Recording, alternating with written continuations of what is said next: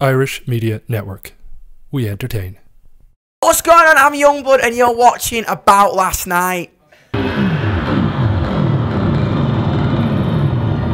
Good evening, folks, and welcome to About Last Night. I am Joe, and as you well know, the last couple of weeks I've been throwing down the gauntlet from the West Coast. Now this week, the other teams have picked up and run with it. Soraya, our music scene queen, is in Whelans tonight for Peter Bjorn and John. That is going to be massive. I am in Electric Garden, Galway for international DJ superstar Mella Dee, and the newest member of the About Last Night family, Rachel, is in Belfast to meet alt-rock sensation Yungblud. It's going to be tough this week, but let's kick it off with a warm About Last Night welcome for Rachel. Kick it off, newbie. Let's see what you got. So I'm here with Yungblud. Yo, today. How are you? Are I'm you good, excited man. for your show? Mate, I'm buzzing. Yeah? I can't wait for tonight. It's going to be sick. And you were just saying that it's your first show in Ireland ever. Yeah, it's like a first proper show. Like, we came in for like a day once to do like a small thing, but Just that's to like kind of, first proper headline So show. you've had no kind of experience with Irish crowds yet? I've heard they're pretty wild. The wild. We all know that. Yeah, I had an Irish girlfriend for a bit as well, so she was pretty mental. So. Okay, yeah. Yeah, So you've man. got a bit of a taster. I know, for sure. yeah. So one of the first questions I wanted to ask, so who in kind of your musical career has been your biggest influence? Oh man, loads of people. I just loved artists who were genuinely themselves, no matter what. Like, to name a few, like Lady Gaga, Marilyn Manson, Arctic Monkeys, Eminem, Oasis. Yeah.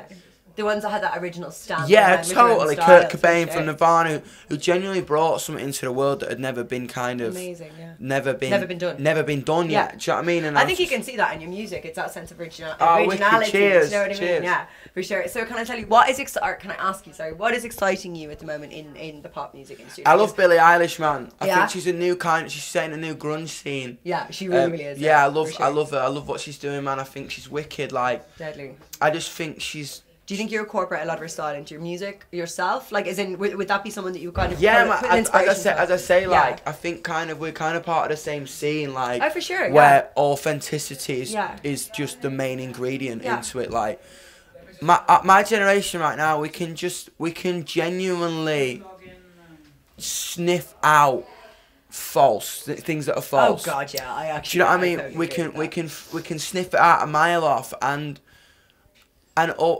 right now we as a generation we're so smart. We genuinely have something to say. We genuinely know a future that we want to be a part that. of. We have a voice as Yeah, well. totally, and you don't have to spoon feed us. Yeah, definitely. You know That's what I mean? amazing. Amazing. So- I didn't expect that. That's fantastic. Yeah, and it's sick. It's just like our generation have a vision of what our future wants to look like, but it's almost been held back by a generation who were held back. Traditional or who are restricted in held that back sense, by yeah. like a cataracts Yeah. of old ideologies. I think the music industry in general as well has really kind of opened their minds up to originality and being able to showcase that, you know. Yeah, and that's it, man. And Yeah. it's kind of crazy, like with this, man, the community that's been built. Like, Yeah. all I wanted to do was just go across the world and connect to people who yeah. think in a similar way. Creating to a me. family, really, Totally. under that umbrella, yeah. And a And actually, community. going on from that, you just announced a 24-country tour. The US, is it? Yeah, man. Holy crap, that's huge. Yeah, I think we literally just did it in like, it's kind of weird watching it unfold. Yeah. Like, we put pre-sales on like 2 hours ago, and like they're already selling out. Really, which and is- was today? Was the day you announced it? Yeah, was it? we Oh, announced God. it yesterday, and then pre-sales went up today. And when just do you like, start? We start May. Oh wow! In May. Okay, that's so soon. Yeah, and then it's mental. That's a huge movement. Like, that's a huge curve in your career. Yeah, I like, can't that's believe it. Like, amazing. proper headline US tour, and then in November we come back to Europe, and then we're back in Dublin playing Vicar Street. Got to plug Dana. And then UK and everywhere, so and then back to Australia, and then Asia, South America, That's everything. incredible. It's crazy. That's massive to see to progress that quickly. Yeah, I just can't believe it. A question actually I always wanted to ask, like, I'm a huge fan. I think it's one of your latest releases, 11 Minutes. Yeah. Like, how did you, I think that maybe the biggest kind of like hurdle that you'd have when you're producing a song with a partner or other people, like it might be like a kind of difficult to really get Yeah, into that. totally. You're being so raw and so honest. Totally. Like, and did you find that difficult to portray that through your music?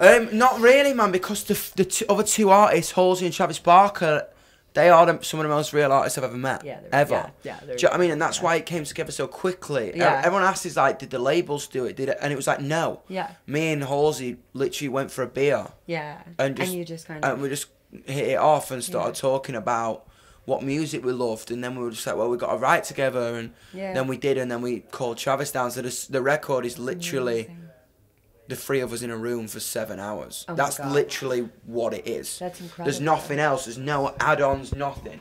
It's just us in a room for 7 hours. That's amazing. And like, do you think that's probably been one of the most well-received songs that you've ever? Yeah, it's crazy. I actually looked at the views or the plays on it today on Spotify, and I was like, holy mother of God. Yeah, it's crazy. It's really flying. It's really flying, and like I say, man, it's that thing where it has this commercial sensibility that we tapped into for this song. Do you know what I mean? Usually I don't care about it, but for this one I wanted to kind of really give rock music a triumph. Do you know what I mean? 'Cause it's a rock song, it's a pop pop chorus, but it has the fundamental bare bones of a rock song, and it's dope. That's brilliant.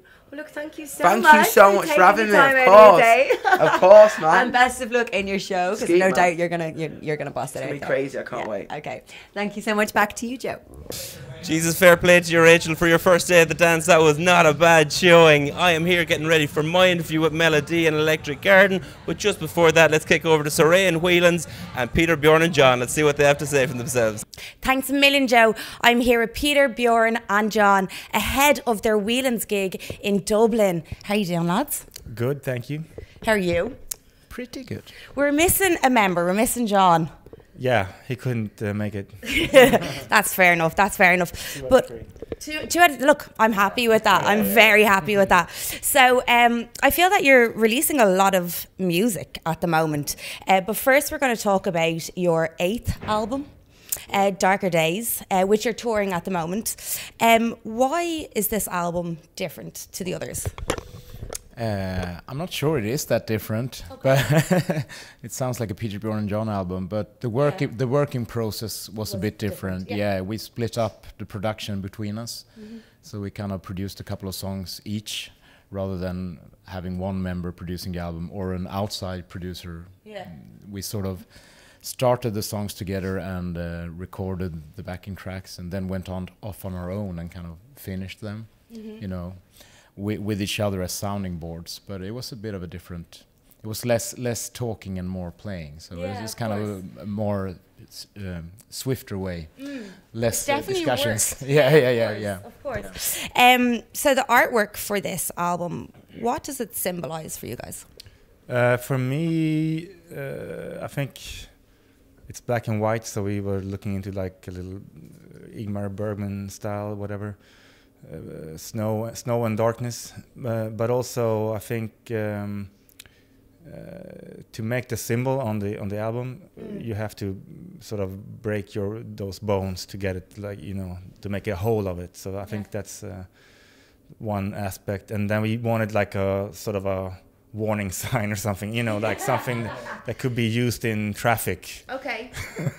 I don't know, but you know, sort of like a like a traffic warning sign or something. Yeah. So you've released an EP just a couple of weeks ago, 2 weeks ago. Yeah. So why didn't these collection of songs make the album? They weren't finished. The songs were finished, I think, like the lyrics and the melodies, but the recordings weren't really done. So I think some of these songs actually were written before the rest of the songs of the album. So they were sort of almost a starting point of the album. It was just that we didn't finish the recording of them. So when the album was done, we sort of thought that these ones fitted. They were part of the same group of songs. So we should put them out under the roof of the Darker Days period. You know. So abundance of music. You've been released abundance of music. 20 years, almost 20 years together, or next year. Yeah. How do you keep the motivation going? It's very hard. Because we made so much good music. So now, I mean. It's hard to live up to that. No, we like making songs, and every time you start a new song, you think it's going to shit, and it's just going to be the worst ever. And then you start doing, oh, it sounds pretty good, and then it comes back, and then you sort of like, oh, it's not sounding good, you know. And then you come back, you come out on the other side. So I think, to me anyway, that's every song I'm involved in. So that's. So would you always take the time just to, you know, start something as in like a melody? You wouldn't have to finish from start to end. You'd like to have a little break in between. No, I mean, yeah, we can. If you get an idea, you work a little bit on that. Maybe that doesn't fit like what you're doing right now, and then you collect things and pocket them and bring them up later in case. So come here, look, I wish you all the best in your sold out gig here at Whelans, and thank you so much for taking the time to chat to us. Back to you, Joe. There you go. Bye. Thanks a million, ladies. To be fair, all the gigs of the week have been absolutely incredible, and this, to finish it off, is absolutely no different. I am in Electric Garden. There's 1,500 people here tonight to see this gentleman beside me, Mella Dee. Thanks a million for sitting down with me, mate. Welcome to Galway. Yeah, man. How are things? Yeah, good, man. Good.